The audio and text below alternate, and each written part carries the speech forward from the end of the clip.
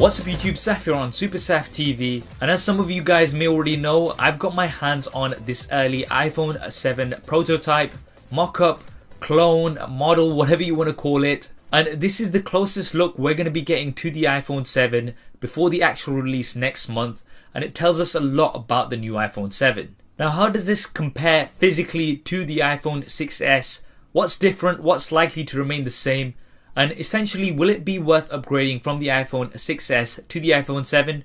Well, let's find out. So the first thing that you're going to notice is that it's very similar in terms of the size and design. We still have the full metal build.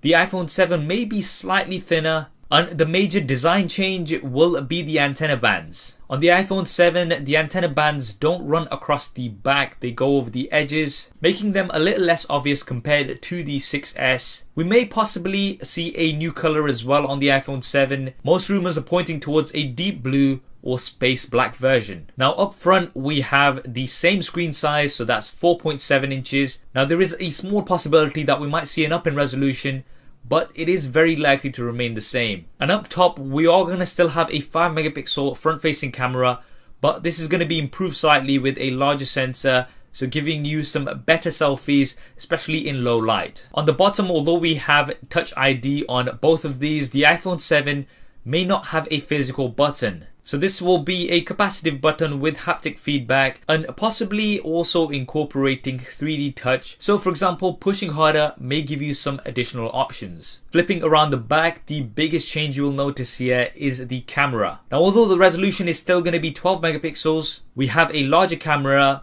which will mean a larger sensor and larger pixels, and that's going to give you better quality images and a better low light performance too. One thing I know a lot of you may not like is the camera bump. It's actually going to be slightly larger than the iPhone 6s.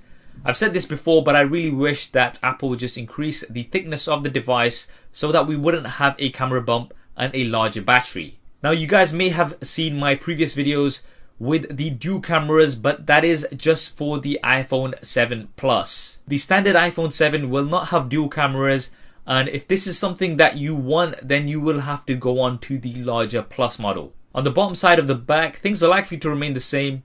We have seen some leaked images and rumors about a 3-pin smart connector, which could potentially connect to some additional accessories as well as offer wireless charging. But this is looking very unlikely this year anyway. It looks like Apple are going to keep this functionality for next year. On the top, things are going to be remaining the same.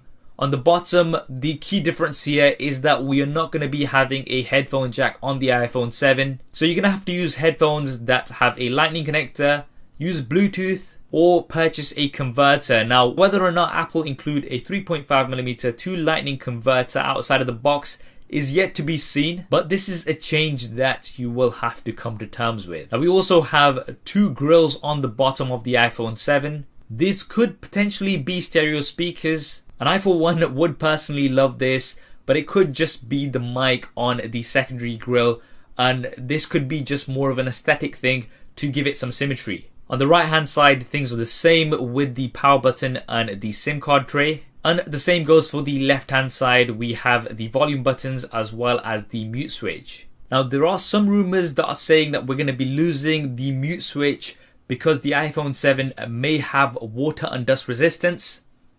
But at this time, nothing is solid as yet, so I wouldn't get my hopes up. Now, other specs have been covered in my main leaks and rumors video of the iPhone 7, and I'll link that in the description below as well as in the cards. So if you want some more details about what to expect from the iPhone 7, then definitely do go ahead and check that out. But in general, expect updated performance with the A10 chip, 2GB of RAM, and possibly also an update to the base model giving 32GB. The announcement is going to be coming on the 7th of September with the release following in the coming weeks. So should you upgrade? Well, if you have the iPhone 6s, I would say stick to it and wait till next year where there's going to be a big upgrade, because that is going to be the 10-year anniversary to the iPhone, and that will most likely have a fresh new design. But if you have the 6 or 5s, it may be worth the upgrade. What do you think of the upcoming iPhone 7? Do drop me a comment below and let me know your thoughts. I hope you enjoyed this video and found it useful. If you did, then please do hit that thumbs up button for me. It really does help me out. And if you haven't already, then be sure to subscribe. I've got lots more iPhone 7 coverage coming up on here. So switching on notifications for new videos will also mean that you get to see them first. Thanks for watching. This is Saf on Super Saf TV, and I'll see you next time.